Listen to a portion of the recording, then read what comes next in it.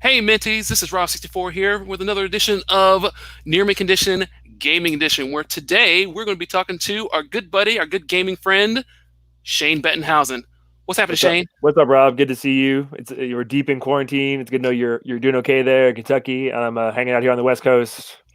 It's been crazy 3 months, and I think we'll be quarantined for at least three more, if not more, out here. So, That's a daggone shame. Yeah, yeah. so in Kentucky, I can go to the grocery store and I see a lot of people that have masks on, but I see a lot more people that don't have masks on. How are people in sunny California with Well, masks? luckily, Bay Area has been really good. We were one of the first places to go under quarantine, and we've been really pretty diligent about wearing masks, social distancing. Down in Southern California, not so much. So, like, that's where they've had a bad outbreak just recently, and but here it's very everybody's wearing a mask. You can't even go in anywhere without a mask. I know in Kentucky it's bad. My sister was saying it's bad there. The half the people at Walmart aren't wearing a mask. So if you got to go, I would say go on the off hours. You wear a mask. You stay away from all those fools not wearing masks. So Exactly, and I have to say, our governor too, Andy Bashir, he's done a really good job of yeah, enforcing, shutting things down. Kentucky was smarter than Tennessee, and they're not as bad as a lot of the southern states. Like look at Florida, look at Florida, Texas. like Mississippi's bad. So yeah, stay safe out there, stay at home, play games. That's the one good thing I'll say about quarantine, like especially working at PlayStation, like I do. It's like we know that we're kind of doing like not an essential service, but it's a service a lot of Americans have been enjoying during quarantine, Yeah. and it's been a good time.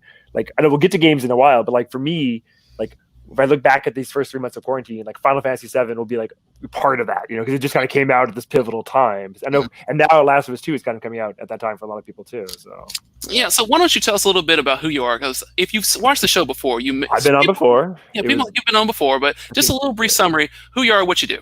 Yeah, well, you and I go way back. We used to work at rival stores back at the Fayette Mall. What was that? 25 years ago, Yeah, give or take. Yeah. So yeah, feeling the age, yeah. that's where we became buddies, and we've been good friends ever since. We've gone to Japan together. We've hung out in LA together. I used to work at a magazine, EGM, at OneUp.com. Long time ago, podcast called One Up Yours, show called One Up Show. After that, I went to a little publisher called Ignition for 2 years, and then I've been at PlayStation for the last like 7 years. And it's super exciting. And I always knew you'd get in gaming eventually. It took a long time, and now you're not just like making games, but you're also influencing the gamers. So that's awesome, man. I appreciate that, and yeah, it's been definitely a long haul. Now, my version of the story, when I was, I don't know, 16, 18, however old I was really into gaming, really into Japanese games. Dude, I had of anyone I know, you were like as into it as me, if not more. Yeah. Right, and that's the thing. So I had a Turbo 16, and I'm buying like Rondo of Blood, Dracula, and Tengamakyo 2, and no one that I know is like this. And then I run into you in the mall. You're like, I have the soundtrack to Samurai Shodown 2 or something random that you had. And I was like, who is this person? And we need to become friends. And it's been awesome ever since. Yeah, I remember like early on we do trades. We would trade some PC Engine games for a while, like do an exchange, like feel each other out. But yeah, even back then, like early internet days, we're talking like mid '90s. Like the internet was still new. Most people didn't have it, and most people who were on there weren't looking for import games. So it was very rarefied information. And like the fact that two people in Fayette Mall would both care about Dracula X in like 1995, is a big deal. Yeah, I know, right? It's like, wow, this is amazing. There are other people, and that's why, like, I always think we were very lucky. Like those times when we were able to hang out with like Igarashi, like that kind of stuff. Like, yeah. And speaking of that, what's coming out? Maybe I don't know when this is going to come out, but here in the end of mid-July, Bloodstained, Curse of the Moon 2 from our friends at Indie Creates. Yes. And like, I love both the Curse of the Moon and the regular Bloodstained, but the Curse of the Moon was like a direct sequel to Castlevania 3, like a spiritual successor. So I'm very excited to see where this one goes. If it's like Castlevania 3, who knows? I'm all in. Yeah, like I'm a huge fan of Iga-san.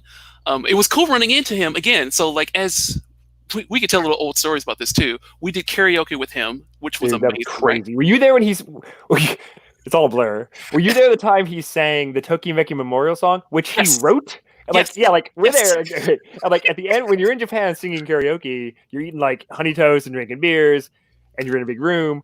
And like at the end, it says who wrote the song. and it's like he's like destroying amazingly rocking the song of the Tokimeki Immortal theme song, and then it's like written by Koji Garawa. Yeah, like didn't know that. I was like, this is your song. Oh my gosh! And wasn't Michiru Yamane? Wasn't Yes, she? yeah, Mitsuyo Yamane was also there at karaoke. God, what did she sing? Do you remember? I don't remember what she sang. Did she sing? Did she sing ABBA? something Dragon Ball or something? I think she sang. We all sang Evangelion. Yes. We all sang the opening Zankoku no Teze to Evangelion.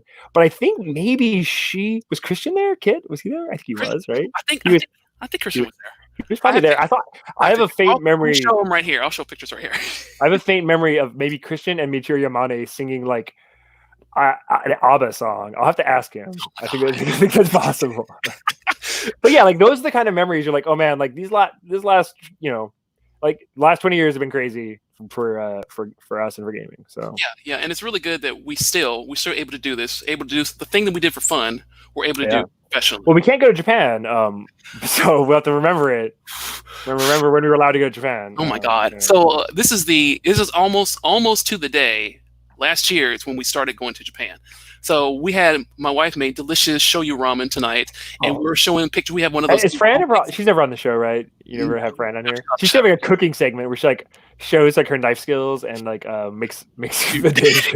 Every time we go to Japan, she always comes back with bigger, badder, sharper knives. Well, they famously make amazing knives in Japan. There's a knife shop that we go to specifically. I don't remember the name off the top of my head, but they have it engraved and like it's custom as much as you can do while you're standing there, right? Like, come back in a couple hours, come back in a couple of days, and we'll have this thing prepared for you. And her knife selection is ridiculous. And now she has like a magnetic stand, so they're all Soul Ed, Soul Calibur, Soul Blade, all sitting out there trying to take over your soul. It's awesome. So yeah, we're reminiscing about Japan, and like now is where we would be getting ready to go on vacation somewhere. And the kids, like, because they remember last trip, the baby, like, maybe not so much the baby, but the others were like, "Daddy, we got to go back to Japan." Like, I don't think we're even allowed in the country now. Yeah, this will be the first year that I haven't gone to TGS. There is no TGS. Like last year, I took a bunch of vacations. I felt kind of guilty, but this year, because I can't take any, I'm glad I took all those vacations last year. So, staycation. All of our vacations now are to like the world of video games or TV or film or books. So So what are some things that you're watching? Before we talk about gaming, yes, we are more than gaming, even though and this has been a time for great media, and like everybody's been binging something, whether it's books or something TV. I've been doing all of it, and like I think towards the beginning I was going really hard, like things I've been wanting to watch for like you may be able to see when it goes to the wide shot, you'll see like a stack of unwatched things over here. This is like there we go. Like, this is like but a fraction of unwatched media that I have. I'm always buying media, and like there's always things I want to watch, and I haven't watched them. So like early on, I did like tackle some things that I would mean to get to for a long time. Like for example, Anthony Bourdain, when he died, I was behind on his TV show, which was really good. His show No Reservations on CNN, but it was so depressing, the situation around his death, that like I didn't want to watch it, and that was like 3 years ago. So I like saved it on my DVR forever. And I need to get rid of my DVR because I need to upgrade to the new one. I was like, all right, I'll finally watch all like 13 hours I have of it. And I did. And I'm glad I did. So that was a rough one that I probably would not have watched had I not been stuck at home for days on end. Yeah. What else did I watch? I watched this documentary, another one from like a few years ago called Soundtracking. It was originally on like, I think it was either PBS or BBC, and it's about like the history of recorded music through the entire 20th century, and it was done by like the guy who produced the Beatles, and like it was really good. Like it was like 10 hours. I've also been catching up on the last few seasons of the Great British Baking Show because I didn't have Netflix, and we've been watching. Like, they've only been on Netflix, so I've been watching those because I didn't have Netflix until recently. We had some interest in like some British shows too. So I've never actually sat down and watched all the Tudors. So we've been sitting down watching. I've heard that's good too. I've not watched that. Really good. Also, there's just like a weird hodgepodge of films. There's all these movies I want to watch, and then like I've been watching a few. There's this one called Phenomena from Dario Argento that was recommended to me, and like I like Suspiria, and I'd heard this was good, and it stars Jennifer Connelly, whom I love. Yeah. Labyrinth or Requiem for a Dream. And what's crazy about it, it is the basis of Clock Tower. Like Clock Tower is this movie. So if you ever played the game Clock Tower, it's literally this movie. Just like, they saw this movie and made a game out of it. So that was a fun one. Okay, I'll add that to the list. And what else? I've been rewatching things, which is a bad thing too, because I have all these new things to watch. But like I rewatched some Studio Ghibli stuff because I was watching. There was an NHK documentary called "A Year with Hayao Miyazaki." If you haven't watched that, it's fantastic. No, I've not. It's like he's a curmudgeon, and like he would only be filmed if it was one guy with a handheld camera, and like he's so mean to this guy, and Miyazaki is like he's exactly the genius you think he's going to be, but he's very difficult.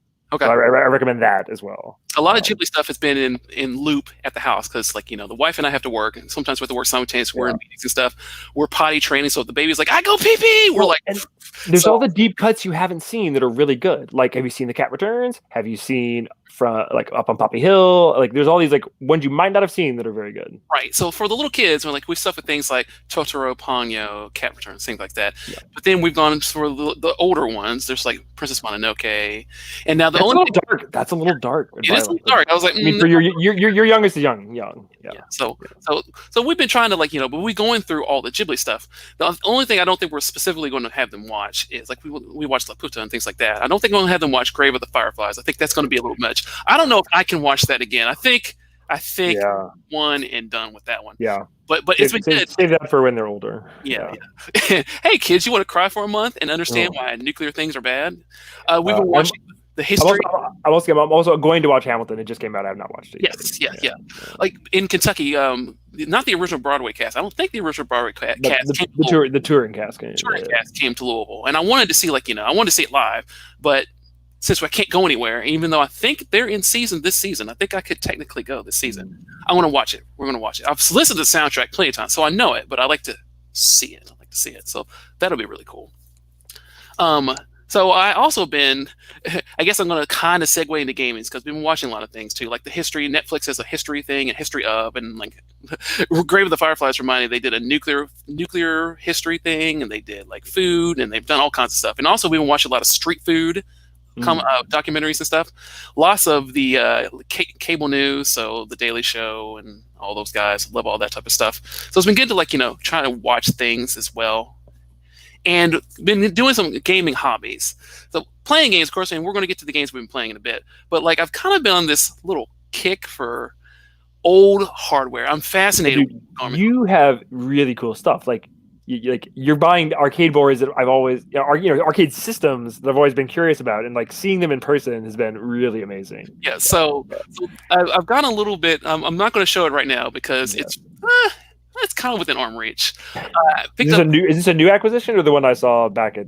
This is newer. So this is actually CPS1 hardware with Street Fighter 2 Champion Edition, and it's actually Street Fighter. You had CPS2, right? Yeah, right. It had CPS2, and we played actual Street Fighter 0 to Alpha. Wow. Okay, well, that next time post End of the World, I will come back to Kentucky and play that with you. Pandemic. We're playing. Oh yeah, I got really, really drunk yesterday. I went to the city and had a socially distanced 4th of July barbecue with our friends Damien and Ina and their kids on the rooftop, and got really, really drunk. So I'm not. I'm drinking antioxidants today. But, okay, that's good. But I'm glad you were socially distant. I'm glad you were wise. Washing your hands, putting on a mask. Good. Yeah, I've had. But wait, a new question. You don't own a Model 3 yet, do you? Or do you? Because I want to play VF3. Do you have Model 3? You should get Model 3. I'm working on it. You know how much I bet? Who was I talking? Someone on Twitter, someone cool. I think it's Jeremy Parrish. I need to meet Jeremy Parrish. You do need to meet Jeremy Parrish. Someone as cool as him. This is I forget this guy's name. He was maybe Masaharu Ito. I think he's one of the artists from Silent Hill 2 and 3. I follow him on Twitter, and he was one day I want to play some VF3. He was in the mood, and I was people just diving and talking about VF3 and VF3 stages. We were what's the best stage? I think it's Aoi's stage. What's your favorite stage in VF3? I really like arcade, not Dreamcast. I really like Akira stage. I also like. Which one is his? Windswept Dojo kind of looking? Yeah. I think I like High Stage too. I think Isn't flat? Isn't his flat? I'm curious. Yeah, but it has really amazing music though. It has really good music. I'm talking about VF3. You have to have it. You can't pick a flat stage. No. Well, the thing is though, I really like the music in the stage and what's going on. I didn't say which stage has the best music. What's the best stage? Sure, you did. You didn't. I'd say AOA stage is really pretty. It's really pretty. Right. And I like how you can fall off at 82nd. Okay, I want to think about that. So what I've as you just said, I've been picking up a little bit of arcade hardware. Now I want to put you on full screen. I'm going to put myself on mute because I want to grab this thing I have not shown this to anybody. So for you listeners and watchers at home, You're going to see something cool. So, we'll take a guess what you think it is. Okay, this is not the CPS one. This is something else. This is something more crazy than the CPS one. What would Rob buy? Oh man, maybe he bought like a Japanese little cabinet. What do they call like I know people who buy this because they're small, and he already has a bunch of little mini cabs in America. What'd you get? What'd you get? Okay. My theory was maybe you got one of those little Japanese cabinets because you already have some of those little miniature cabinets downstairs. Right, that's right. I have some of the art. I have way more of the arcade one-up things that I should. So the reason I don't have Model 3, there is because I have it's quote unquote in the card, but I had to get first. I had to get this. This is CPS 1 hardware. This is so it doesn't take neat cartridges. It just takes boards. It takes boards, but the boards. This board right here. This is called the B board and the C board right here. Yeah. This is interchangeable, so this pops off, and I can play Strider, Nakamura, other versions, Street Fighter, things like that. All kinds of CPS stuff. So that was really cool to get this. How much was that? Dare I ask? Actually, it wasn't that expensive. About $200. Not bad at all. And it works. You tried it. And it works. Oh yes. Yeah. And in fact, you see these official Capcom ROMs here. I switched them out, so now I have real deal. I can turn this into Turbo Street Fighter 2 Hyper Fighting. Is that just like an add-on or like? It's 3. These 3 there's one underneath that you can't really see. That's crazy. But those 3 ROMs, you replace those 3, and then it's Street Fighter 2 Turbo. That's awesome. So that's the last arcade purchase. But the thing that money has been going to, and this is another reason I want to talk to Mr. Jerry Parrish, is do you know what this is? Oh my god! That's like the thing I want the most in my whole life. In fact, when I last recorded a Retronauts with Jeremy, I was like, he was trying to lure me to visit North Carolina, and he has 68,000. He has a Sharp 68,000. Do you have a Sharp 68,000? It's coming. It's in the mail. Check's in the mail. Okay, that had to cost at least $250. Oh, it's so much. I don't want to talk about it. The fact that it's like the Lost Gradius game, and it looks so good. And I watched. Oh, Rob, there are a few things in this world that I'm jealous of. That I'm jealous of. That. Hopefully, when the pandemic is over, and you come down because you always see us very regularly, you can play this. Is it on diskettes or just take cards? I don't even know what it takes. So it is. Cartridges? And I got this from Yahoo Auction Japan using a proxy service. I think I used MyE to get this. Ooh, and manual and everything. I think this one. No, this one was a little bit more expensive. Does it have crazy packaging like an MSX, where it has like a weird styrofoam thing in it, or like? I'll show you that. So this is just like the game, the manual, but the game itself is floppy disks. Oh, that's not good. That's not good at all. No, yeah. So that's not good. Any second now, like these things, dude, you may have a bunch of nothing. That's scary. So let me talk about the MSX. So I don't have one yet. It's coming. That's not for MSX. It's coming. Oh, excuse me. I don't have an X68000. Thank you for correcting me. I don't have that. I do have an MXX though. That's what. Yeah, this is the Sharp this game Nemesis on the MSX. Funny enough. Yeah. So that's a bad version. Yeah, that's not a great version. But I can see what they did. Like, this is a 60. It's a 16-bit computer, right? This is a 32-bit computer. 32-bit computer. No, it's a Motorola 68,000. So it's a 16-bit computer. It's a 16-bit computer. But so this game, and for those of you watching at home, this game is a sequel-ish, not sequel, but an enhanced version of an old Nemesis 2 game on the MSX. It's like Gradius, Vulcan, Venture, those type of games, right? But it's considered unique. That it's considered a unique game. Yeah. Like not just like an upgraded version, actually. No. Yeah.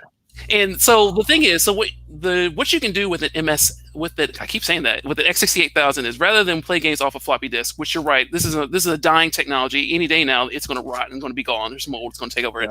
You can get a SCSI at 2 SD card type thing, and you can load all these games on an SD card, and the X68000 thinks of a hard drive, so you can play these games on a hard drive. Cool. So, but you know me, I'm all about ownership. Like, you probably guessed that I have Street Fighter 2 somewhere. Yeah. Well, and like, just like, and having that box of Nemesis is like, that's a holy grail. You know, that's like one of those things. I've actually never even seen that in a store in Japan. So yeah. Yeah. And here's the other one. Dracula. Nice. Yeah. Which like. So the last one in the crazy box too. Yeah, it's interesting because the last Retronauts that I taped during coronavirus, which hasn't come out yet, is one about Castlevania, and we specifically are talking about all these weird versions of like early Castlevania. So yeah, the fact that you own that is really interesting. Yeah, which again, you need to introduce me to Jeremy. So I think we Oh, can. dude, yeah, like you guys are like best friends. So yeah, you would be. So, dude, that's amazing because I'll say like I haven't actually bought any games during coronavirus.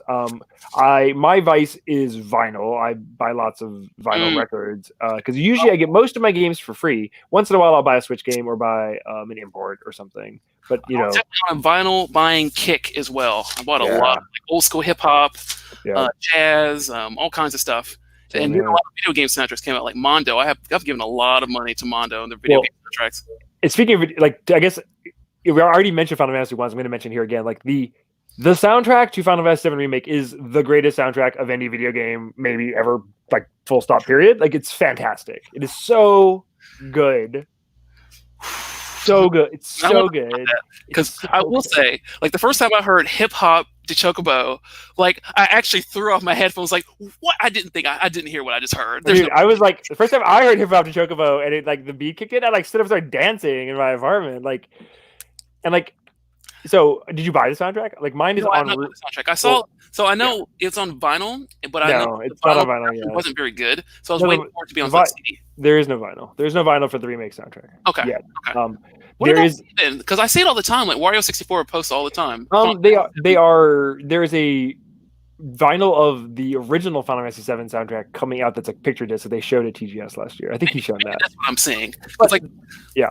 So the soundtrack, which is 8 CDs, came out about a month after the game, and like you could buy it on iTunes for like $90, or their CDs, but you couldn't actually order them. You could like sign up to Square Enix store and like maybe they'll email you, maybe you'll get one. It's like a lottery.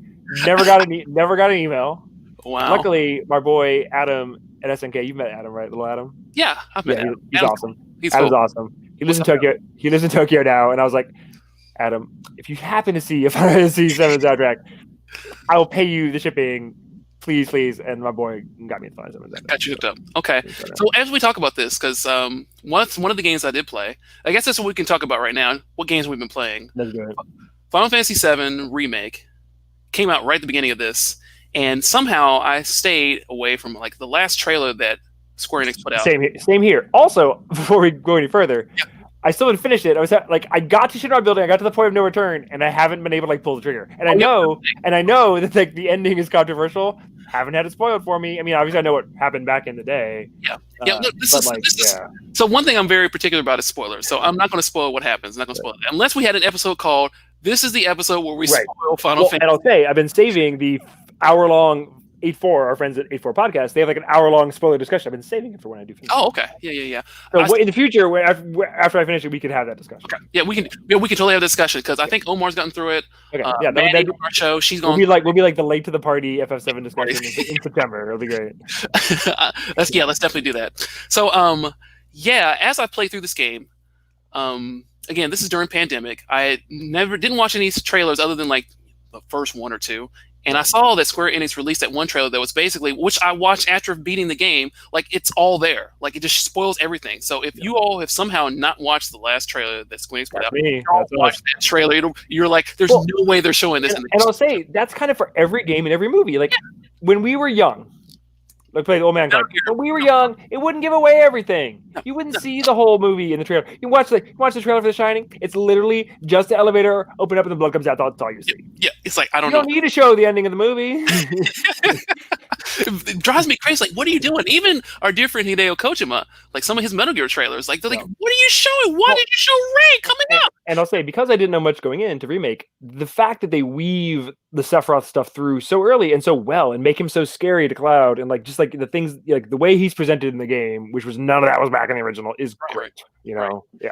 So I told the story before, but I'll tell you is before I sat down to play Final Fantasy, remember, we're all at home, my kids are with me, and I'm like, okay, I can play Final Fantasy around them. So I played for them Final Fantasy 1, like on the NES.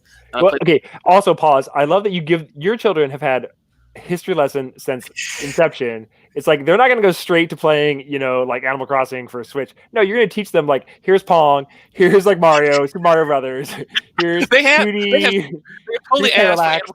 I'm like, nope, We're gonna start with Animal Crossing for GameCube. So now they're to playing on 3DS. prepare them for Final Fantasy 7, you showed them Final I Fantasy. Final Fantasy 1, and I didn't play it just for like 2 minutes. Like I actually beat Garland, so they could see how it works. Then we played Final Fantasy 4, and I got pretty far in that one. I got to where Rydia comes back. Yeah. Or you first meet Rydia. Then did you jump to 6? Then yes, jump to 6, and I got to see Terra passed out. Simon came by. I went pretty far in that one too. So I played main. She's Tina to me. Tina. Terra Tina, you're right. I did not change the name. I didn't want to get that minutiae. Are you a person? Are you like an Eris truther in 2020? Like when I hear them, I'm like, no. So back in the day, I did rename Aerith into Eris. I did, but for I this, remember that, and I was like, no, I'm sorry. I did. So then from there, I went to original Final Fantasy 7, and I used the PlayStation Classic, which I have right there. Thank you, Shane, for PlayStation Classic. That's good because they give them a direct comparison. Oh, this was it at this point. Yeah, So I had them play that, and I played with them obviously, and we went through the first reactor, and we went to when you first appear at the Seventh Haven cafe. So they saw the scene where Tina's on like the well and all that. So they saw the original one of that. So this took hours to show them all this, right? And so it might have even been the next day. It's like, all right, kids, y'all seen Final Fantasy 7. Now let's actually play this Final Fantasy 7 remake. Of course, it takes like 3 hours to install, so it's fine. So I showed them that, and I put it in, and the cut scene with Aerith. I never knew that Aerith was looking at Mako coming out of a pipe. Like those little details. You're like the 5th person to say that too. Like they never understood that back in the beginning. Yeah. I think Mark McDonald said that. What's up, Mark? Good to see you. I think he said something similar too. Like, oh, that's what she's doing. Interjection. Real quick, did you play with?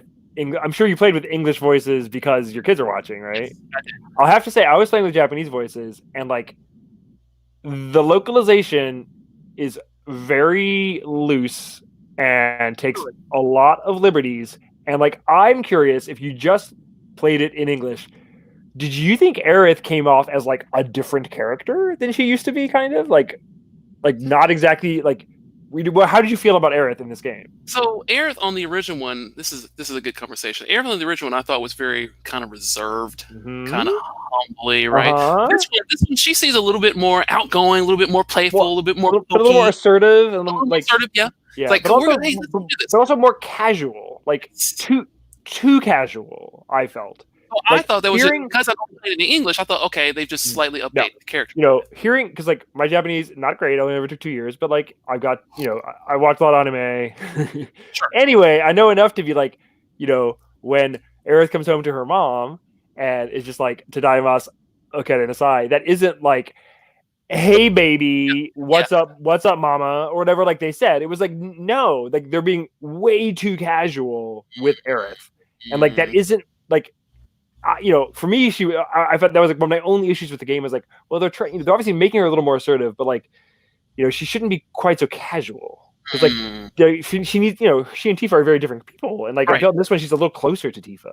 I don't know. This interesting. The other thing I attributed to this game is coming out in 2020, so we want to have a bit more positive representation of women. I have 3 girls that are watching me play this, so they don't need. I don't need no man to save me, right? I'll also say, same with Jessie. Obviously she's super flirtatious, but she's also tough and she's cool and she's so flirty. But she has way more of an arc, and her arc actually lands. I was I actually care more about Jessie than I did back in the day. Absolutely, I actually forgot about Jessie until she showed up and oh yeah, I do remember Jessie. Oh yeah, this Jessie's I really like this Jessie. Actually, I really liked everybody, even Wedge. Well, but also, I think what you're trained towards, as I'm playing this, 25 years ago, these eco warriors fighting against a totalitarian autocratic state, destroying the planet for their greedy purposes, seems a little far fetched, right? Sounds familiar. And now with your young daughters seeing, these freedom fighting girls bombing the Mako reactor, you're like, there's some eco terrorists up in here, but that's awesome.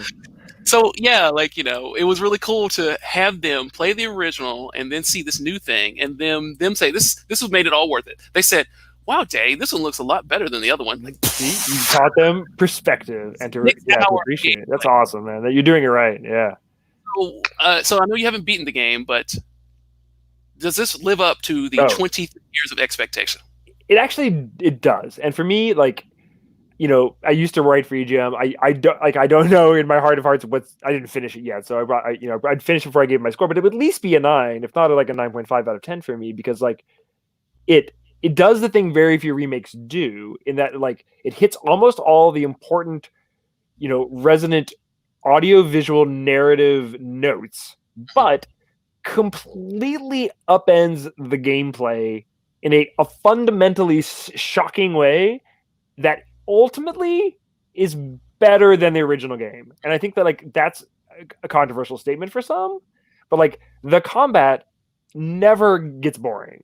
And like No. I also find that the challenge level on normal is perfectly tuned. You can't just sleepwalk through it. On bosses, you have to pay attention. And the But you first can time I still kind of grind, and you can still do all the side quests to get stronger and stuff. the first time I played like the demo, the first boss wiped me out. It's like, oh crap, I actually have to like, play the game. And that's something I was kind of dreading. It's like, oh man, real time combat, because I'm fresh off of Final Fantasy 15, and Final Fantasy 15's real time combat, I was like, it was okay. But this was really, really fun. And I saw people were complaining, it's hard. There's that section where there's a bunch of dogs killing you at the end. I didn't run into any of that. It was fine. It was fine. Well, yeah, and like the boss that everyone said was so hard, the house, not that hard. No, not hard. I did not lose. Not that hard. I had to like think, but like, yeah, it wasn't easy. But like, if you pay attention, switch your characters, use your things when you can, like it was fine. Yeah. So yeah, I didn't know that people were saying that the house was hard. Like, many people said it was like way too hard and like freaked out at it. Maybe they didn't run, because I explored everywhere. This is me. I explore everywhere, so I get those extra points for grinding, maybe. But yeah, I didn't have any issues. But I really, really love the combat. Really love the game. For me, as someone who I love Final Fantasy VII, Final Fantasy VII was one of those games where it really resonated with me back in the day. I'm not one of those guys where I cosplay Sephiroth or anything like that, because the African American representation in this game annoyed me back then. And I'll talk about how I feel about it now in just a second. But back then, like, even though much I love Final Fantasy VII, and you and my brother Justin, shouts out to Justin, and the three of us were playing this at the same time, and he got spoiled on the big thing, which I'm not going to talk about just in case people don't know what the big thing, but surely you know what the big thing is. He got spoiled on the big thing, and I was like, just fine, I'm sorry, just keep going. I think I know what's wrong. I think I know what's going on. And, it really resonated. The first time I saw Sephiroth, and the first time he cast, like, what is it called? Supernova? The first time he cast Supernova. The first time I saw Bahamut. All these things. I think you were with me the first time I saw Bahamut Zero being cast. I think you were with me when we saw that. All those feelings are here. When I first heard the battle music in this remake, the first time it played, I actually had to put down the controller. Like, it gave me the feels like, oh my gosh. So like, I know as things keep going on, these little moments that are ingrained in my head are going to come back up, and I'm going to get the feels and goosebumps and things like that. So as not a super fan of Final Fantasy VII, but still a big fan, I think this game really lives up to the 23 years of hype. Like, I think they knocked it out of the park. There's so many times I push that snapshot button on my controller. So beautiful. The characters, like, I fell in love with Tifa and Aerith back in the day. This time, I was really in love with both of them. I felt so much for them because their characters are so much more developed and so much more nuanced. And without, spoiling, there's the things that you do with the two of them, they kind of influence cutscenes that occur later. And I kind of knew this in the back of my head, and I was like, crap, I don't know who to choose here. I don't know who to. There's things like, and you remember, like, oh, who do you talk to first at certain points? Yeah. Like, you have to think about that. That one, I stood there for a long time. I was like, crap, I know what this is going to do, because I had done everything else where it balanced out. So this was the tiebreaker. Like, who do I talk to first was the tiebreaker. So anyway. Well, here, one more controversial kind of observation I had as I was playing through it was Tetsuya Nomura. He was just the character designer 23 years ago, and he was, the director of this game. Zippers everywhere. Yep. And it's very much his, and like, he puts himself in it, and like, it has a lot of Kingdom Hearts in it, but it's actually better than Kingdom Hearts 3. And like, I feel like in some way he was able to like crystallize his Nomura vision, weld it with Kitase's original vision, with Sakaguchi's vision, and like kind of make this thing more his. Like, obviously Advent Children was his too, but this is like better than Advent Children too. So I felt it was kind of this redemption for the franchise and for Nomura in a lot of ways. I think so too. I agree with you, because you're right. Like, when I was playing this, there's not much Sakaguchi-san in this, right? Like, I mean, obviously it is at the core, but there's not The much. like kind of the overarch of it is The there, but his overarching thing, touch yeah. is no. Yeah, he's This like is executive producer. yeah, this is such a Hachimura thing, and like you can see it. Like if you play Kingdom Hearts and you play this, and like the summons and all the cutscenes, like this is very much his, but it's not over the top. Right. So it's kind of Or real. even just like the cats. Like he loves cats. I love cats. I like cats in this game. There are cats in this game, and you can pet them. And I guess my final observation was also playing was like, oh, this is Yakuza, and like that, like it dawned on me as I'm playing it. Like my favorite parts of Final Fantasy VII are the parts that are Yakuza. When you get to a new town and you're finding your way around that town, and the way that town is set up diegetically with the music and the people talking and NPCs and all the quests you take on, and the specifically the quests, like compare them to Yakuza 0 or something. It is like hat off to Nagoshi. Final Fantasy changed itself to be like your games. Like it is totally a Yakuza game. I can see that. I can see that. Yeah. And I need to get behind, like a dragon, like in a big serious way. I think that comes out soon. So in the previous, I have played like some of the other previous Yakuza games. When does that come out? Is it summer? It is, right? It's like end of July or something? I think August? It's fall. I think it's more in the fall time. I think you're right. I think it is more the fall. I'm glad it's not soon because like that looks amazing. I know John McCarty played like 100 hours of it. It looks hilarious. Yeah. Every time I see previews of it, like I think one of the gaming shows that's been going on, not E3, I think they showed some footage of it. And I was like, okay, that looks really cool. And like I've heard the guys talk. I've heard like Ricky Arty talk about it. Shouts out to Ricky Arty. But like actually like seeing it. Using phones and crabs appearing, and like I don't know what you're thinking of that you see monsters, but good for you for beating up those bad guys. Like I'm all in for it. I feel bad though. I've never finished Yakuza game. I always get like halfway or like in 0. I got like like 2/3 of the way, and then like I always kind of get mired in subquests and like never finish the main story. But hopefully this will be our chance. This will be our chance. I'm the same way. Like I've played a lot of them, but I've never finished any of them just because other things come out, and I'm like, oh, I'll get back to it, and I will. Like God of War, like I got through a decent chunk of God of War, and then I stopped because something else happened. And Spider-Man, same thing. I'll say the other thing I've been spending a lot of time with are random old games because like a bunch of cool things have come out, including just in the last few weeks here, these 2 collections of the Darius games, which have like there's like a collection of arcade Darius games and a collection of console Darius games, and I love Darius, and like I recommend the arcade one if you're going to get one of the 2 because they're not super cheap. They're like 35 or so, but the arcade one has the arcade perfect versions of like Darius 2, and also there's weird spin-offs of those, kind of like remixes of them, but then there's also Darius Gaiden, and like that was the Saturn game, but the arcade version's better. And like Darius 1 and like Darius 2 on an HD TV look fantastic. The animation's fantastic in those games. They're really good. Yeah. I'm a big fan of Darius. I actually pre-ordered from, I think it was Special Reserve Games, the Big Giant Collection. Well, not the Big Giant Collection, but the alpha or the beta, whatever. And I don't know when those are coming to my doorstep, but yeah, I'm a big fan of Darius. Do you remember of course you do, on PS4, ultra wide Darius? I don't remember the full subtitle, but Darius Chronicles of Savior or something like that. And in the arcade, it was 2 widescreens, which is amazing. And I'll say they did just announce another Darius collection, which is going to have the more recent Darius games and a HD remake of G Darius for PS1, which I'm super excited about. Nice. Yeah. And I have Darius on the Super Graphics, and that's a really good port. Yeah, the other Darius collection has all those, including the incredibly rare Super Graphics Darius game that's just a boss rush. Yeah, the boss rush one. Yeah, which I do not have. You don't have that. It's worth like that was $800. Yeah, $800. But it's also just bosses. It's like literally just bosses. That's awesome. Like I love the boss. That's some of the best things I like about Darius. So I see. So another games I want to play, and again, this is no spoiler zone, so I'm not going to ruin anyone's game. Is The Last of Us Part 2? I just finished it on Friday. And how much do you know? How much? I know. I just know the premise. I have my own theory about what I think might be going on in the game with Joel, but I also know that it's incredibly bleak, incredibly violent, and controversial. The animation looks really, really good. Okay, so we'll talk about this more in depth another time when more people had a chance to go through and play it. Yeah. You're not like angry that it has strong female characters who are muscular, right? That's not your stand here, I hope. because that's a stand that people are taking. So messed up. Like, I think people who are complaining about this and complaining about the leaks that they saw. Again, I'm not spoiling anything. If you play the game, it's fine. Play the game. That's all I have to say.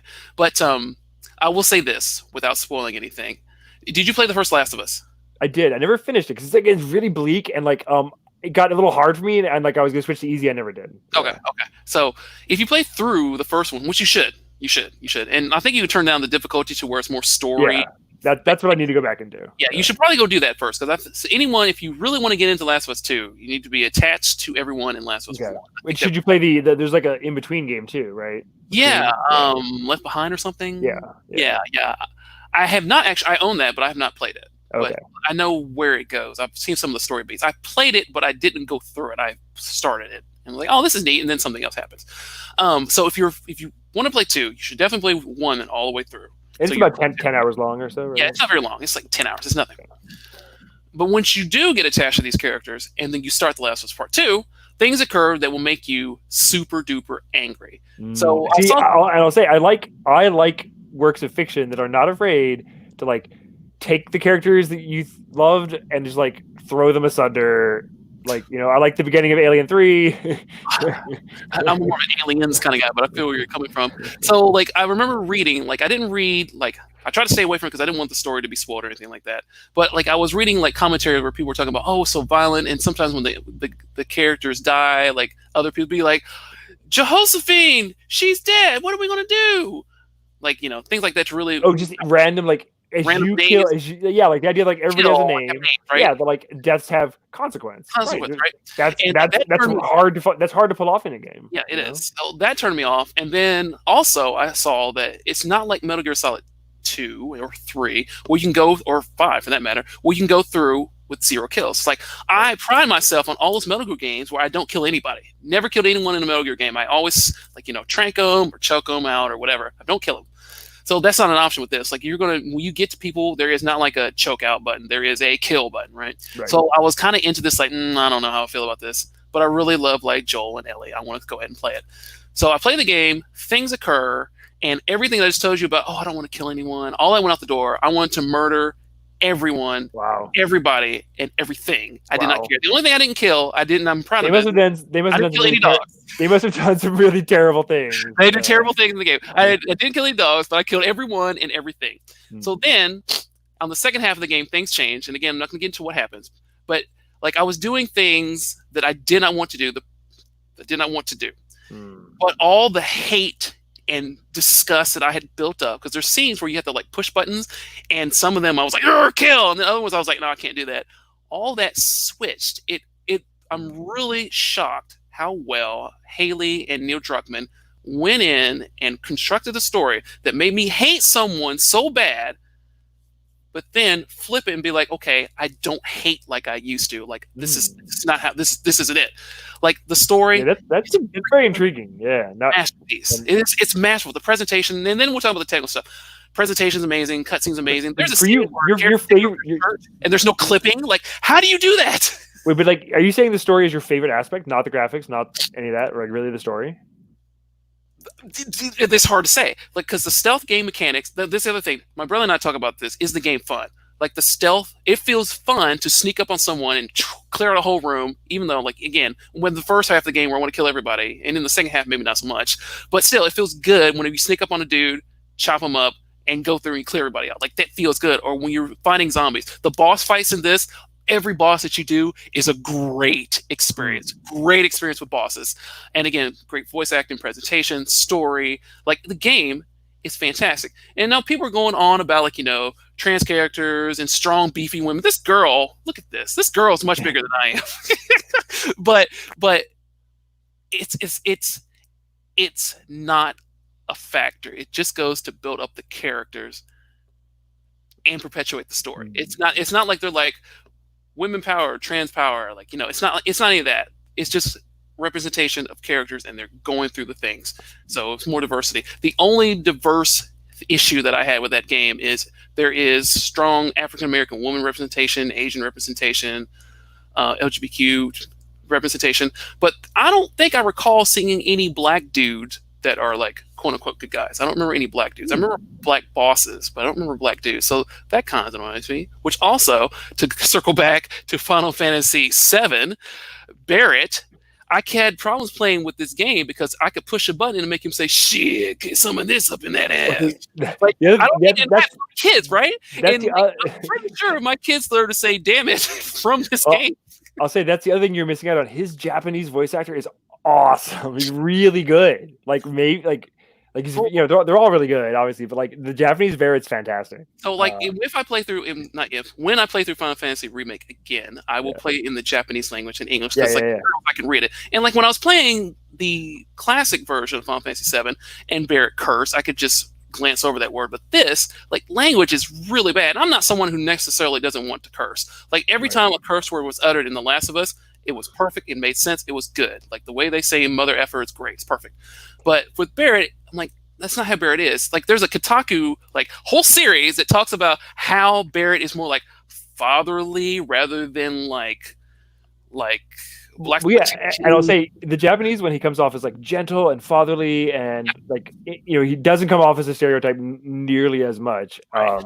And like the first time I played the demo of Final Fantasy VII Remake, like I was like, oh my gosh, it sounds like one of my old black preachers. But like when you play the game, that is toned down, so it's not very black preacher-y, but still, I'm like, dude, seriously, like. Yeah, what I say across the board, one of the only complaints I did hear was like the voice acting was not exactly as great as people expected it to be. So I don't regret not playing it in English. Yeah, so but that was my only little stick with Final Fantasy VII Remake, and same with Last of Us. Like the game is, I have said as a me, I'm a Japanese game loving kind of guy. The Last of Us Part 1 is probably one of my top 5 games. Like it's way up there. Well, and I can say just like be up there too. Naughty Dog, their attention to detail, visually, mechanically, it's always been really, really high level. Like, and I think like as much as I like the Uncharted games, I think The Last of Us does seem a little tighter and like so. Yeah, I definitely will play this. Obviously, it's made a huge impact, and I think part of it is like the real world has just been so bleak that the idea of like diving into something that seems potentially depressing. It is. Even if it's going to be moment to moment, it's super exhilarating and maybe there's a great message. It's like I just need to work myself up to be able to play that. I think it is, and playing a game about a zombie pandemic during an actual pandemic is tough. Like this is true. This is something that I was like I know they get out of Midgard at the end of Final Fantasy VII. yeah, like you were looking forward to that. And although I will say that like looking up to the skybox when you're in the slums and stuff, like it is like just seeing the city above you and like the plates falling and stuff was really impactful. Like just I totally absolutely looked up. Now that I could look up, I was like, girls, look, because I told them about the plate. I was trying to explain to them the poor people are at the bottom and the rich at least at the top. And my kids like, oh, Daddy, that's like how the black people are living at the bottom and the white people are living at the top. I mean, like, how woke are you? Question about Last of Us 2: is it about class? I don't really know what it's about even. I mean, obviously there's like mutant zombie people, but obviously the bad guys aren't the mutant zombie people, they're other people. Right? It is about I'll say this. A, you should play it. B, it's less about revenge, it's more about empathy. Like what's the central like conflict? Central conflict. You guys, like wrap it up. Okay, if I had to wrap it up, like Joel and Ellie, between like the good guys and the bad guys. It starts out as a revenge tale, and there's like whom you think are bad guys, and you're like, all right, I'm gonna wipe these fuckers out. Language, I'm gonna wipe them all out. But then things change, and then it's more about different people's perspective, right? So it's not like perspective like the Nazis. Oh, Hitler actually was trying to do good. So it's not like that. It's not anything. It's not both siding the clickers. Like, actually, no. It's not, the clickers just want to eat. Like it's not like that. But like the different factions in the game, like they are people too. So you see the consequences and repercussions of your revenge on different factions of groups, and then there's other factions that show up, and like you see their perspectives. Like it's really well done. It's really well done. And I'll say, like, as we trend towards where America's going, like I think being able like acceptance of and forgiveness and admission of people making mistakes and like the ability to heal from things and to like meet some point, like that's where America has to be going at with some with some semblance of where we're heading. Like we can't we can't just write everyone off Right. who's made terrible decisions, and hopefully we can redeem some unity here. Everything you just said, redemption, we're humans, we make mistakes, but we have to acknowledge these things. Everything you just said is The Last of Us Part 2. And I probably am saying too much by saying that. No, like, but you got me excited to actually. You, of all people, Mr. Bettenhausen, should finish the first one so you're attached, and then play the second one. And like write down like in a journal how you're feeling that day. Because I've gone from crying, upset, angry, want to murder everybody, super happy, childlike joy. Like there's some hot, sexy scenes in the game too. Like it's really encompassing. Well, they've done an amazing job. And there's such an outpouring of stuff on the internet, like being like people like sending hateful comments to the voice actors, the director, the writer. Like it sucks. Yeah, they've been sharing some of the things that people have said. Like people are awful. Like A, it's a video game. Chill out. B, you probably didn't play the game, because if you played the game, I doubt you would say these things all the way through. And it is a long game. It took me 42 hours. Oh, so it's much bigger than the first game. Yeah, the first one was 10 hours. Like I was expected to be done like in 20 hours. No, it was long, but I didn't want to stop. I want to keep going. It was fantastic. So okay, you definitely you got me really excited. So like I'm a boy. You and Omar will have to invite me back in a few weeks, and we'll catch up and do this again. Last game I want to talk about that's new, and then we talk about we're pushing a little bit on time, but that's okay. Half-Life Alyx. Do you have a VR headset or anything? I don't have an Index, but I've heard amazing things about it. But like because it's only for people who have certain hardware, it feels like it's like this experience that like those people are having, hearing it's fantastic, but the average person's like, that's invisible to me. And that's the thing that really disappoints me about this, because as much as I count this among this new tier of video games where the production, like you see years and years and years of production, like things look amazing, snapshots are gorgeous. There's much, like Final Fantasy VII, Last of Us Part 2, and Half-Life Alyx, because I took 300 snapshots as I was playing this game. Dude, and just like watching just like things fall off shelves and stuff in that game is crazy. It's insane. Like if it wasn't in VR, it would be a great Half-Life game, which is a great. Just the fact there was a new Valve game, like a new Half-Life game came out and got rave reviews, and it's funny, like you're the first person to talk about it in like 2 months, and like it didn't get the press that it didn't get the press, and that's the thing that really bothers me. I'm like, a Quest is not that expensive. I mean, it's expensive. It's not cheap. But you're not having the best, the ideal experience, right? For So the best in class experience. Right. Well, say that. I am not rich. You know this. I have 3.485 children. So like, a lot of my money goes to like them. You don't have an Index, right? No. I do not have an Index. So I have just the Oculus Quest. Oh, and so you had the low tier experience. Yeah, so I had the quote unquote low tier experience. But what you can do if you use the USB, the Oculus Link cable, and from work, because we're in quarantine, I have my work PC, and my work PC has a beefy video card. Oh, so you can like beef up to the Quest. Yeah, so what it does, it just projects the image to the Quest. Nice. So I don't get that low mobile GPU experience. I get the full GPU experience on the Quest, right? So using a Quest and using a USB 3 cable that costs like $13, and I have my PC kind of close to me, so I didn't need the really long one, so it's fine. I got the full Half-Life experience, and again, this game is also 40 hours. Can't believe these games are 40 hours. It's really that long? That's amazing. Yes, it's a huge freaking game. But like character development, Tony Todd was doing voices, the environment, it's scary AF, but it's really fun. It's not too hard, but it can be really tough.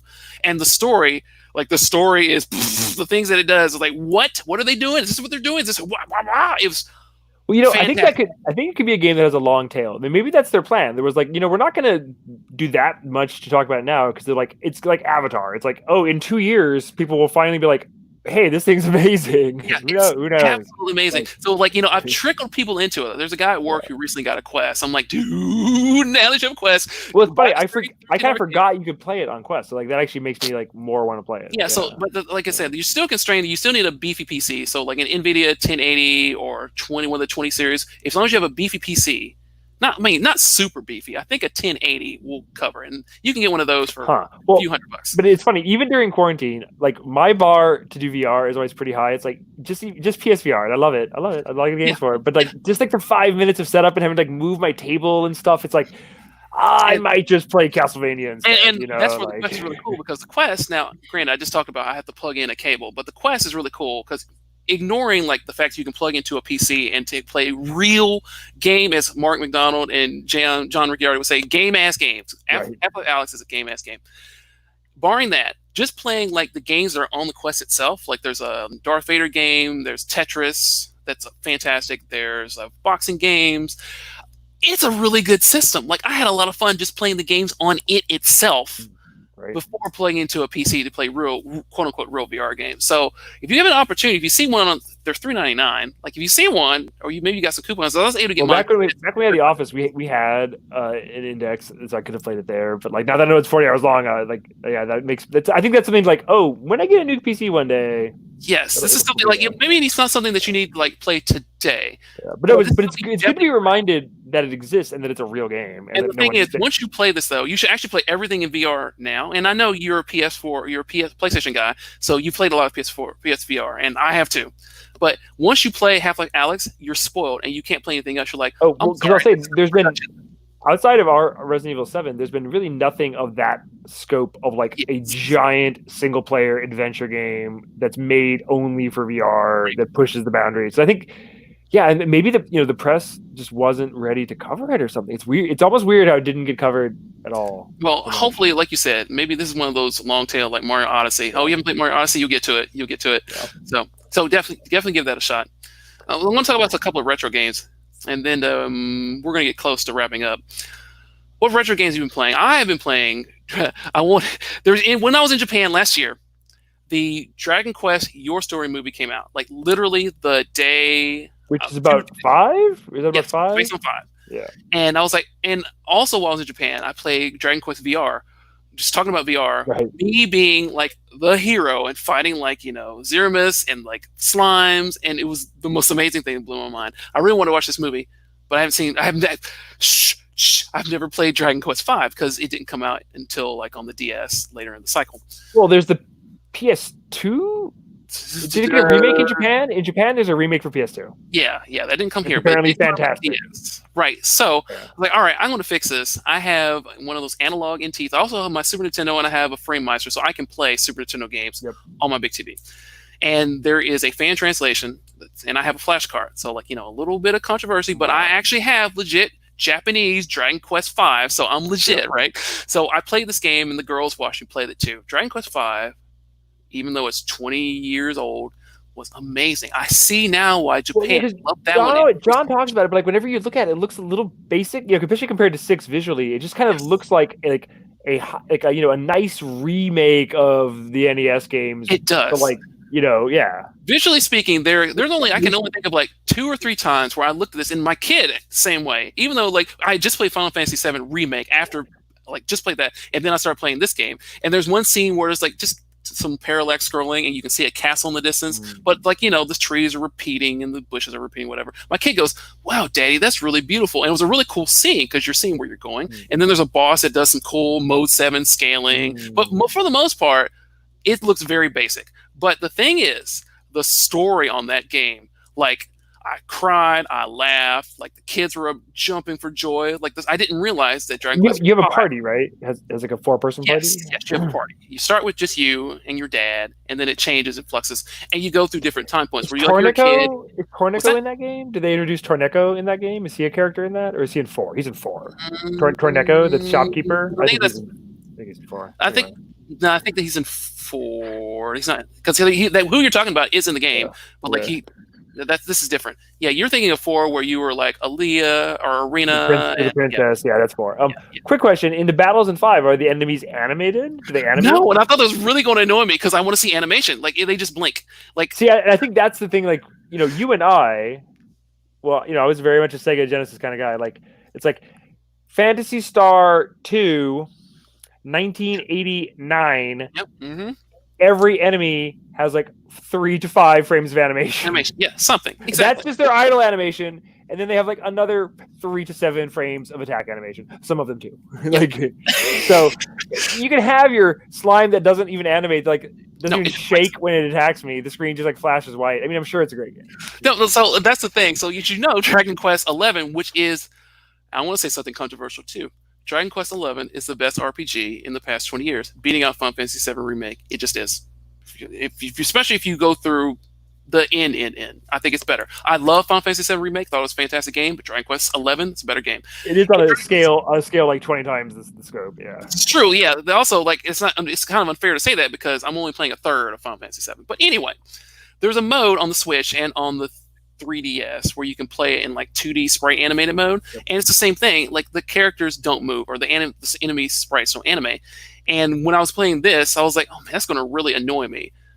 And it kind of does, but then you get over it because the story in Dragon Quest V is really good. Are the battles fast then? Because that's good too. Yeah. Like I love fast battles. Yeah, the battles are pretty quick. Like it is a grind. It take 3 steps, monster, 4 steps, monster. So I did a little cheat to bump up my stats a little bit so I can get through the things. I had other things to do, but the story was so good. So after I played through the story again, fantastic. I even did the super boss because there's a spare dungeon at the end of Dragon Quest V. There, went and we watched the movie, and the movie takes a twist that I was not expecting. Oh, really? Okay. Yeah, and I'm not even going to try and not spoiler. I'm not going to say anything. I'm vaguely remembering John talking about it and having like an emotional reaction, everyone making fun of him or something. So yeah. Yeah. So after, I mean, like literally, we beat the game, so we knew all the stories fresh in our head, and all the music. The music's still great. And then we watched this movie the next day, had popcorn, and we watched the movie. And the last, like, I don't know, 15 minutes, something different happens, and you're like, what? And then, like, okay, I kind of see where they're going. Sure, fine, but it's gorgeous. It's beautiful. If you want, I can see why it's one of the best stories ever. So that's been like my big retro gaming thing. And my children have been into, like, I have, as you've seen at my house, I have the arcade 1-up cabinets and stuff. Yep. And they have a bunch of games on them that I hacked. I put a thing in it, and they have been finding old games I'd expect them to find. They found Tetris. They found Bomberman. They found Puzzle Bobble. And they found Bubble Bobble, and they've been playing and Metal Slug. My kids love Metal Slug. So those are some other retro games I've been playing. What are some retro games that you've been playing? I've been talking for a while. Outside of the Darius games, I've also been slowly making my way through, like the really good Castlevania and Gradius and arcade collections that Konami put out last year for PS4 and Switch and Xbox, and like just kind of like going like playing through, Super Castlevania 4 and Bloodlines and Contra Hardcore and yeah, like that's been like I'm near the end of all of those now, just kind of slowly playing them all these last 3 months. So nice. if you haven't played those games, those are excellent conversions by M2. Really, I wish they had more trophies, but they're just like perfect versions of those games. Yeah, so, yeah. I too have been slowly going through those. I've put a little bit on the back burner because I've been playing other stuff. But I'm a huge, as you well know, I'm a huge fan of Castlevania, Gradius, and Contra too. I got that one as well, and those are great. The little digital books that come with them, those are been a lot of fun too. Well, and like it's the only place like Boku wa Dracula Coons ever come out. Yeah. It's on there. Cool. And like it's also kind of insane to play the horrific Castlevania adventure on like a television screen in 2020. For Game Boy. So I have Mister. So I'm not a Raspberry Pi kind of guy. I've been using Mister, which promises cycle accurate hardware emulation versus just emulation. So on Mister, you can play Game Boy games. So you can put in the filter so it looks like old Castlevania. Like a Game Boy? Ugh. Yeah. But it's really pretty because like you can see every line. But one of the things you can do is double the CPU speed. So I played Castlevania Adventure. That would make it better. Yeah. And it's like, hey, this is actually playable now. Yeah, now it's okay. Yeah, it's a good game. Yeah. And I'm looking forward to. One thing I'm going to play. I'm looking forward to Ghost of Tsushima. As that's the last big game that's about to come out. Yeah.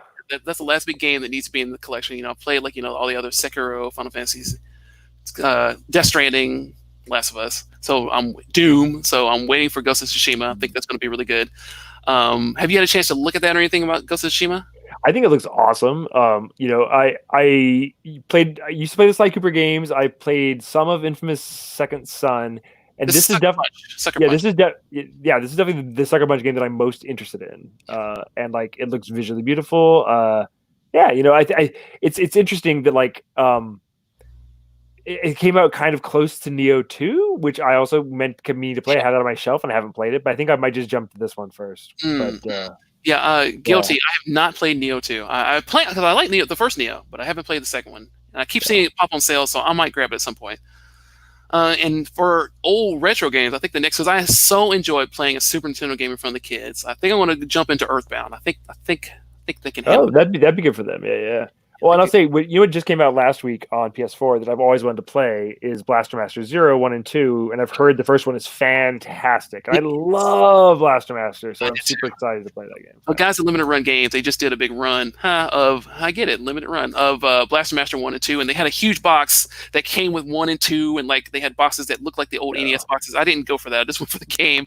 But yeah, I love Blaster Master Zero, and I haven't played Blaster Master Zero 2, but I met those guys at PAX, and they're a cool group of kids, and like the game's fun. Like the original Blaster Master is one of those games that like I spent a lot of time on, and I remember I beat it. It took me like 2 days. I had to like leave it paused overnight, and I obviously had to use the pause trick. You kids don't understand. Save states. But then there was also you could kind of cheat with like pausing when you're shooting grenades. Because that game is really, really hard. The bosses are super hard. If you lose your power ups, you're fucked. That game. Well, that was the thing. I remember that thing. It was really hard. That was one of those things I had to rent multiple times. And eventually, once I got a little bit older, a little bit more money, I just bought the thing. I don't even know if I've ever actually beat. I think I beat it, but I cannot say. Hard as hell. Yeah, it's hard as heck. So another deep cut that I was just playing the other day that I kind of forgot about. If you haven't played speaking of M2 again, if you haven't played the M2 Shot Triggers series, there's arcade perfect conversions of weird shooters that they've done that have come out slowly in the last few years. There's 2 of them that you have to get. Battle of Garega. Fantastic. But also my favorite is it's called Dangun Feveron. Have you played this game? DANGUN Feveron. Dangun Feveron. It's this vertical shmup, disco themed shmup by M2. So this is very possible. Omar is way, way heavy into vertical shooters, side-scroller shooters. He loves genre games. And one of the modes is called Fever Mode. It's a little easier, and like you kind of like you're playing a shmup, but you're also kind of like shooting to the beat of the music, and it's fantastic. And it's from like 91 or something. It's unbelievable. It's $20, but worth it. Okay. Yeah. So Battle Garega, I have that, and I absolutely love that game because I'm a big fan of vertical shooters and old school shooters as well. I think Dangan Feveron is actually the best because it's like wacky disco theme. Okay. Disco as a shmup. I will check that out. So there's a lot of cool games that are coming out. We have some big console launches that are coming out too, and you and I have gone through many a console launch ourselves. So I know you're not allowed to talk about PlayStation 5. I'm not allowed to talk about Xbox stuff. We can't talk about these things. But what we can talk about are some of our favorite console launches back in the day. Because you worked at Walden Software. I did. And technically, Electronics Boutique, EB Games. Oh, was it EB Games or Electronics Boutique? It was the Walden Software when I first started. It became an EB by the time I ended. Okay. And for me, I was Babbage's, America's Computer Software Headquarters. And that morphed into, Funko, Neostar, or something like that. And then they all turned into one. But I think my favorite launch with you was probably the Dreamcast launch. I think you and I went through the PlayStation launch. Yeah, I survived. I remember earlier launches. Like obviously, I was a part, like Sega Genesis, NES. It's like, well, none of us were at NES launch in New York, but like, I remember Sega Genesis 16-bit launches. I remember, obviously Saturn Surprise launch, which has celebrated its anniversary recently. But yeah, we were both at retail by the time PlayStation launched. That was my first one. But like, I think as exciting as it was, the N64 was a much bigger deal that launch because it was like, there was a mania for Super Mario 64, and there were huge shortages for the hardware. Yeah. Only two games, which is crazy. Mario 64 and Pilot Wing 64 were the launch games. Yeah, and I have memories of them being 50. You were asking me, and like in my mind's eye, I now remember $59.99 being the MSRP for both Pilot Wings and Super Mario. I think it was $49.99, but I think it was actually MSRP was $59.99, and then I think we sold it for $59.99. I think they went down to $49 at some point, and obviously $39 was like the player's choice price. But I definitely remember spending $60 for Pilot Wings on the second day because I was like, I wasn't going to buy Pilot Wings the first day, but second day I was like, I guess I'll buy Pilot Wings. Yeah. And I found the box. Think about how excited I was, because in my head I see Mario 64 $49.99. I see this as plain as day. So I found my box. It's like, here it is. The sticker's going to be on it. No. Oh, the receipt's going to be in it. No. So I'm going to go through my archives. I know I have the receipts somewhere to see how much I paid for this silly thing. I did find the box for Killer Instinct Gold, and there's a big fat $89.99 on it. Well, yeah, and I remember some other third-party games, like Mortal Kombat Trilogy was at least $79 or something. That the price points were very high, and also like N64 seems like a very long time ago because like yeah, like a cartridge based console with very few games that are very expensive. Like it just seems like like not the modern way we look at consoles. And Right. like Dreamcast did in many ways, like fast forward to that just a few years later, feel like the bridge to where consoles are now. And like the Dreamcast didn't last very long, but it was it kind of like showed where consoles were going with terms of like having internet, running Windows, like like doing these different things, having high res to connect to a VGA monitor. Yeah, Like Dreamcast felt different to me I agree than with you. I agree with you. So, like, the PlayStation launch was a big deal for me because I was the biggest fan of Ridge Racer in the arcade. So the fact that I could play Ridge Racer a week early at my house, and it was a pretty good port, although eventually we actually got the really good port of Ridge Racer at 60 frames a second. Like the PlayStation launch, that was cool. N64 launch, like you said, like I used to go to Toys R Us and play Mario 64 and stand in front of the stage where the black thing that you jump into, I and we remember you'd go over there and play it. I was like, Rob, you should be at your store. yeah, well, like, dude, I gotta play this. Like, that was the most beautiful thing I'd ever seen, and that Yeah. music was so good. Like Mario 64, Well, and just like the controller. I remember like the first time you picked up the controller to play Mario, it was crazy it's because crazy. like it was Like, like Nintendo was firing on all cylinders. Like, yeah, sure, games cost $89.99 because cartridges I think cost $30 per unit for a third-party licensee, $33. yeah. So like that is not what we pay now. And now that I'm in the business, I can look at numbers like, wow, that is insane. So that's why games were $89.99 because it costs so much. Go pick up an N64 cartridge. It feels Yeah, heavy it and feels like expensive. these things still work too. Like, so there's Yeah. something to the my $90 copy of Well, and there were so few games that every game became a major deal. Like when Wave Race 64 came out, I was like, oh man, finally another game. Like time I put the wave race in, you turn on, you see that water. I was like, turn it off. Let's watch hear that jaunty jazz. Yeah. it. So like you talking about, and then the Saturn, like no one knew Saturn. Like, oh, here's a Saturn. Like, what? Well, What? My Saturn story is a funny one because like we all thought it was coming out in September, and Mm-hmm. at that point I read the Usenet like message boards, Rec Games Video Sega and Rec Games Video Import, and like I was on IRC, and I remember people like we had on IRC Internet Relay Chat. Right. I was in a channel where some of the guys who worked at EGM were in there, and they were at CES, I guess it was, yeah, CES, and So yeah, where like the surprise announcement was happening. So like in this channel and on the message boards, it was like, oh my god, this is coming out today at only these 3 retailers, and here's the lineup, here's the prices. I was 16. I had my first job at Fazoli's, and I had been saving money, but I didn't have enough money to buy all of it because it was like going to cost like $700. So I had to go to my mom and ask my mom if I could borrow like $250 from her. And I drove to Toys R Us in Lexington, Kentucky, and I bought a Sega Saturn. A Sega Saturn, extra controller, RF adapter, Panzer Dragoon, Clockwork Knight, and that was like 600 and some, maybe over $700 in 1994 money. so Mind you. yeah, $700 That's back like then. $1,500 or something. I don't even know.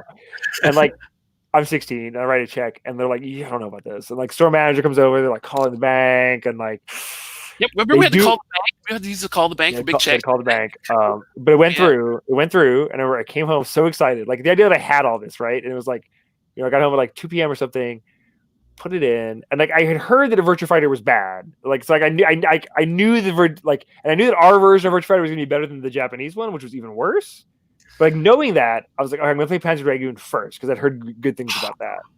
And I remember playing that first level of Panzer Dragoon. I remember I had to pause it. And I was like, I can't believe what you're saying. this is a home game. Yeah. Mm-hmm. And because I like invested so heavily in Sega Saturn and was all in, I was not prepared to think PlayStation was worth it on day one, and I did not buy it on day one, even though I worked there.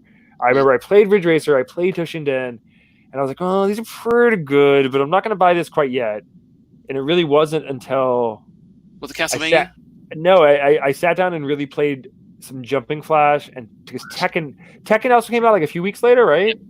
Tekken was later. It wasn't. By the time Tekken came out, then I bought it, and I bought Jumping Flash. Yeah, so my Santa story is not quite as crazy as that. Again, like you, I grew up a poor black kid, so I did not go out and buy a Saturn, but I worked at Babbage's, America's Peace Office Recorder, and our manager... One of the retailers that did get it, I think, right? Yeah, so my manager actually got a Saturn, and my manager was not interested in keeping the system. So we're like, hey, do you want the Sega Saturn? And I was like, of course. So then, with my discount, I bought a Stall, which still has some of the best music in a side-scrolling... It does. platform game. That was not a launch title. Not a launch title. I got a Stall, Virtua Fighter, and I don't remember if I got Panzer Dragoon at launch. I don't remember. I have to go look back there. And to this day, the Saturn is definitely one of my most played systems. But I love having a Saturn early because I was a 2D gamer, and the Saturn really did well with 2D. Maybe not so much 3D, but 2D. So I was in for that. Then when eventually got all the fighting games and the 1 meg cart, the 4 meg cart, and all the Capcom games, it's like, dude, the Saturn is still one of my favorite systems ever. Oh yeah, and it was very popular in Japan. Had a very wide range of software. It was viable for years. People look back fondly on the Dreamcast. Dreamcast has a lot of great games, but Saturn was a much better console overall. I think the biggest launch, the most fun launch for me, was definitely the Dreamcast. You and I were. Well, it was a big deal. There's a huge lineup. It was like almost a whole year after the Japanese launch. So there were a ton of games. Yeah. Mm-hmm, mm-hmm. And so we got I think you got a system early. I think you got the Japanese system, right? Yeah. You got the Japanese system, and we go to your house, we play the games, we record footage, we are harassing customers. Oh, do you want a Dreamcast? You want all these cool games? Remember, Soul Calibur came out in July, right? So we had a full 2 months. I remember I had a full 3-hour long edited Soul Calibur video we'd play in the store, It's great. I remember calling people stupid if they didn't give me $10 to reserve a Dreamcast. And that first day, when it came out, it was we had done 400 reserves of this thing. 400. Oh. So it was insane. The store was packed. Games were everywhere. People were buying, what was that, Midnight Syndicate Racing, just random stuff they were buying. But then, of course, everyone's buying Virtua Fighter 3. Sonic was there at launch, right? Yeah, Sonic was there. Dude, I remember people were buying 6, 7, 8 games on day one because there were so many games. There was football, there was the boxing game. There were, and between our two stores, we did push Dreamcast so hard and did so well that I remember even thinking weird, it did better than any of us thought. I think Sega thought that too for a while. In general, it did really well for that until PS2 came out. Really. Yeah. we might have overhelped it. So, but that's the thing. You and I were both super, not just you and I, but everyone who worked at those stores were super hyped for this thing because it was cool games, cool technology. Being able to play. The first time I saw NFL 2K on a screen, we had a Dreamcast sitting up in the front of the store, and I saw it, or maybe I saw it in the NBA 2K. I was like, what game is on right now? There's not a game playing. I'm racking my game thinking, what game is on live right now? No, it was the Dreamcast. It just crossed that limit where it looked. And really, we'll never know what the Dreamcast could have done ultimately, because its life was kind of ended early because Sega went third party. Right as Dreamcast could have definitely had another good year or 2 years in it. So it's kind of this short but sweet supernova that shine brightly. For me, the defining game of Dreamcast is Phantasy Star Online, which I played some 300 hours of. Same. So much Phantasy Star. I played that game so much. I bought the network adapter to make it work, and I think I even hacked my game to where I could play after Sega shut down the servers. I think I hacked my game. I was playing some random dude's server because I still was enjoying playing the game. Gosh, man, those games. I guess my final memorable launch that didn't work, but I'll never forget it. I imported a Nintendo GameCube, which arrived on September 12th, 2001. Okay. So the day after September 11th. 2001. So for me, Luigi's Mansion, Wave Race, Blue Storm, and Smash Brothers were irrevocably tied to 9/11. So weird one. And a friend of the show, Billy Berghammer, formerly Game Informer, he was stuck in Japan buying GameCubes when that happened. Wow, that's crazy. Yeah, I remember that day. It's plain as day. Yeah. What were you doing that day on September 11th? Well, and also, GameCube, another interesting weird one, kind of another weird, interesting console, the kind of Dreamcasty that had a longer life, but it seems of a different era now, right? Yeah. I didn't get a GameCube. Me. I mean, if you look behind me, obviously I'm a Nintendo kid, although I am wearing a Sega shirt. The Sega shirt's dope. I didn't buy a GameCube until the first year. Because the launch was Luigi's Mansion and then a couple other things that I was just whatever. So I did until Wind Waker, you weren't too into it. Which is really odd if you know me, because I usually day one. When the PlayStation came out, I was day one. When the PSP came out, I imported that thing day one. I've been a day one kind of person. But for the GameCube's a while because Sunshine was a year and a half in or something, and it's a weird one too. Sunshine's weird. And Sunshine, as much as I like it, it's definitely not in my top They should 5. remake Sunshine and fix it because there's like some problems with it. Yeah, well, there's rumors that on the Switch, and we don't know anything, but there's rumors that there's supposed to be a Mario collection that's supposed to be Oh yeah, announced. this is supposed to be a huge Mario year, but the whole year is this whole year is canceled basically. So So okay, so let's speaking of the whole year, let's wrap this up. Let's talk about what games we're looking forward to in 2020 and beyond.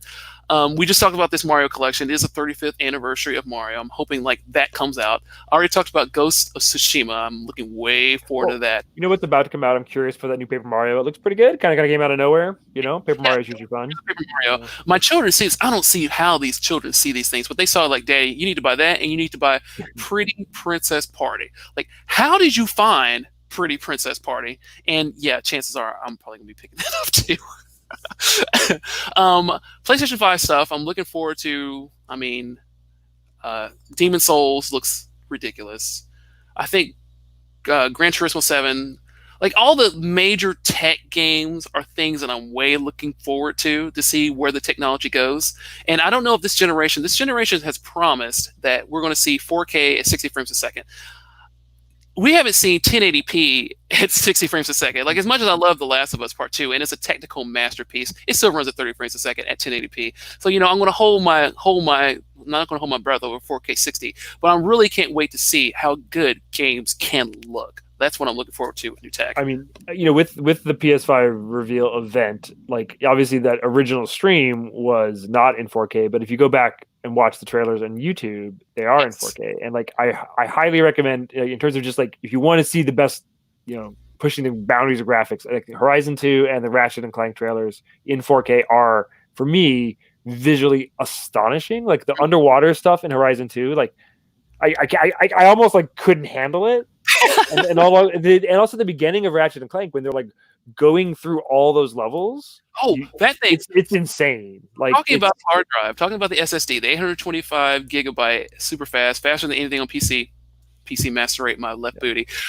SSD, like when I saw Ratchet and Clank going through the stage, Portal, and it kind of hits a little bit, so you knew it was real-time gameplay. It wasn't like a video. Right. My mind was like, holy crap, I now see what you can do with like this type of technology. Like maybe the thing I'm most hyped for is Ratchet and Clank. Absolutely. Yeah. And Horizon. Well, and I was actually glad that after that part, they showed what the real game is like. Because it actually, they were like, we can do this. We can take you to like 20 levels in 10 seconds. But like, that's not what you're going to be doing all the time because your brain would explode. Yeah. And my brain did explode during that too. Yeah. But actually, for me, of all the games in there, the one to watch for me, the one that I am putting away for later, is the Square Enix project that was announced. And like it had a code name with the female protagonist.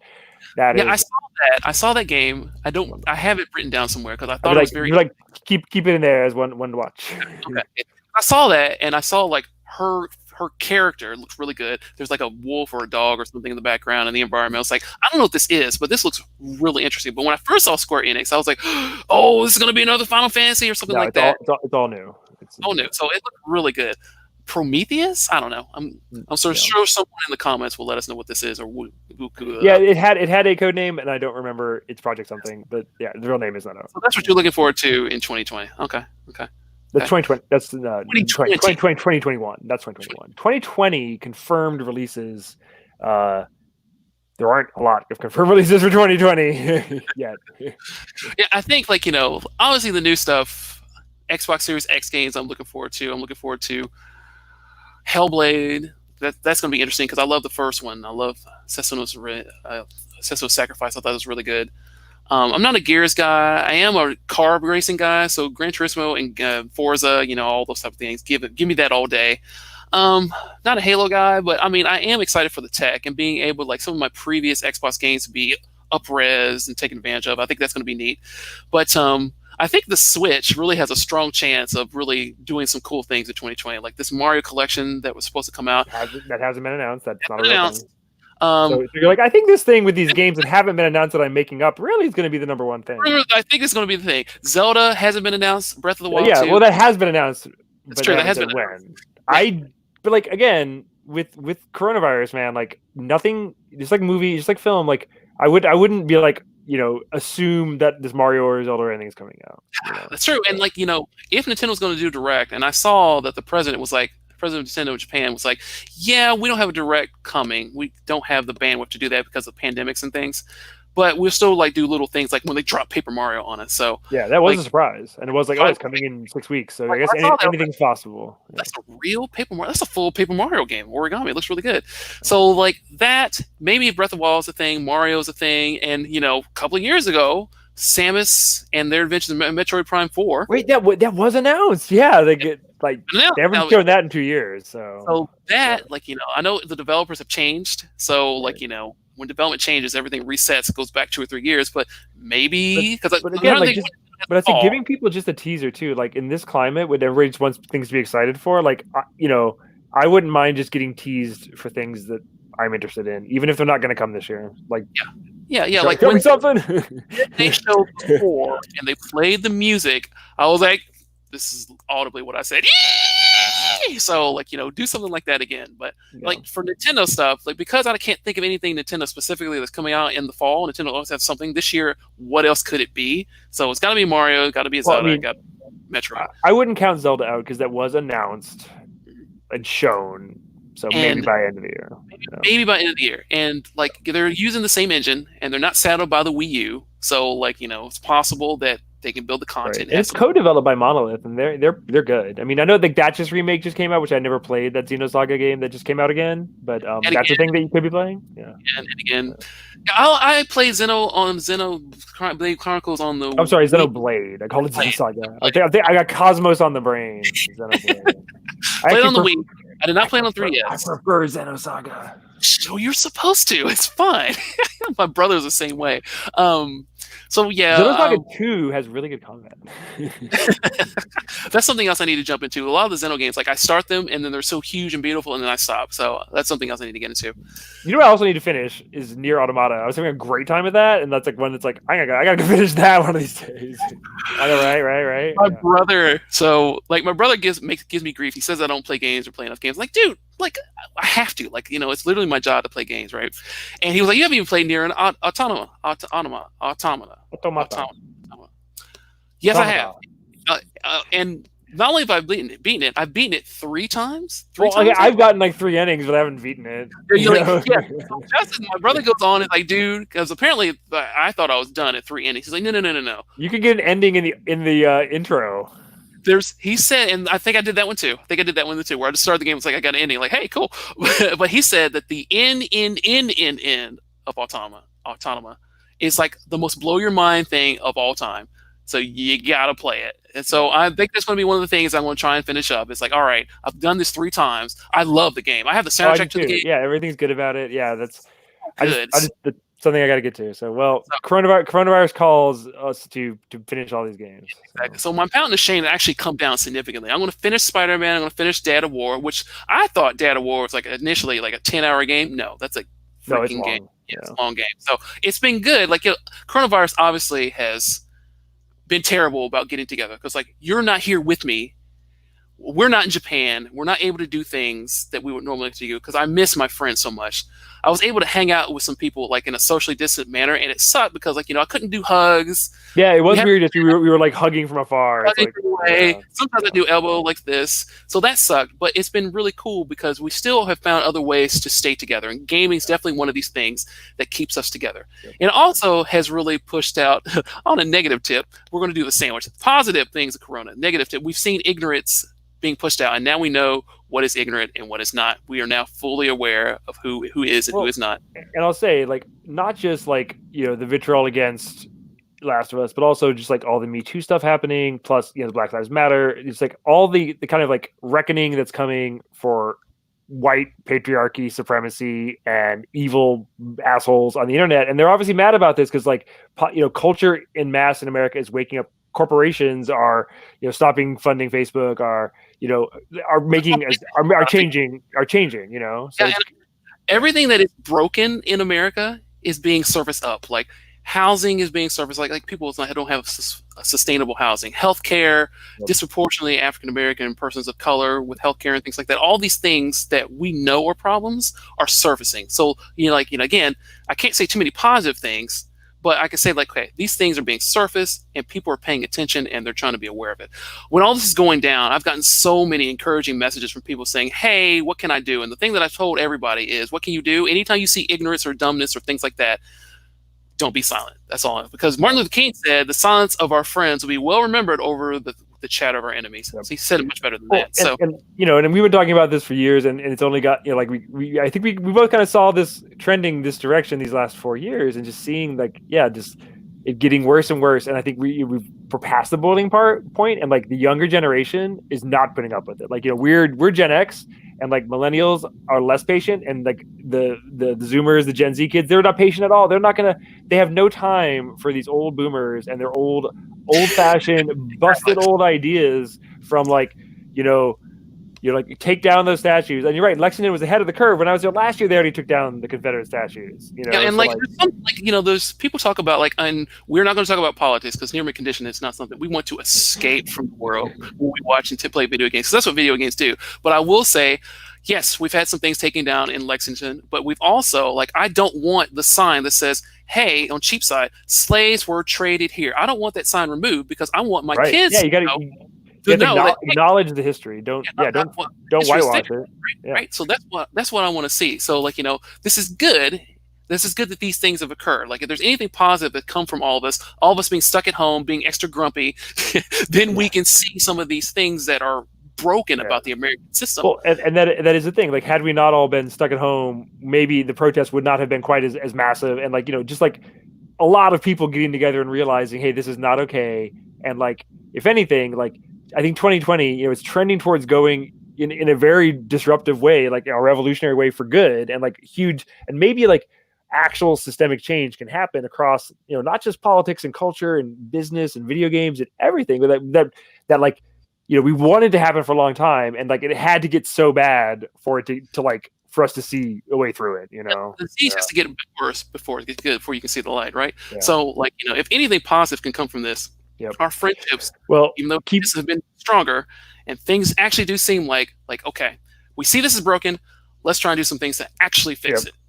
So well, dude, that's been inspiring. So you've inspired me to play more games, and I definitely look forward to being on here with you and Omar again in a few weeks, man. So we'll absolutely do this, and I appreciate you taking the time out. I know you're busy, even though we're at home. That's the thing. I'm at home, but I'm super busy. Busy. You can only imagine with this new console coming out and everything coronavirus, it's been crazy at work. And I really appreciate you taking time out of your schedule. Come hang out with us. Hope we've made this as easy as possible for you, so you can come back. This is good, and I look forward to doing it again. And hopefully, we don't know what the rest of the year holds. Maybe at the end of the year I'll make it to Kentucky. If not, we'll have to keep this virtual until 2021. Yeah, definitely want you to come to Kentucky because I want you to play Nemesis 90 Kai. If you get a VF3, then I might just have to drive there on my own. We'll see. I was thinking about between getting System 16, System 32, or a Model 3, because Virtua Fighter 3 was one of those games. The first time I saw it in the arcade, my jaw was like, ugh. And same thing with the Dreamcast, like, ugh. So it's one of those things close to my heart. And I have a Sega Naomi, so like, I have the predecessor, the thing in line with it. So like, it's on the list. So if it happens, you'll be the first person that I send a snapshot to. Awesome, all right, so we're going to wrap this up. First of all, thank you guys for watching. Really appreciate you joining us. We have a Patreon. Thanks to every single one of our Patreon subscribers. We appreciate you. We have Redbubble if you want to get some cool swag. Smash that notification icon so you see new content the second when it drops. I love to say smash, like Smash Brothers Smash. And as always, like I say, remember, gamers who play together stay together. So love one another, keep gaming, wash your hands, and be good. Peace. Appreciate you guys. Have a good one. Thanks.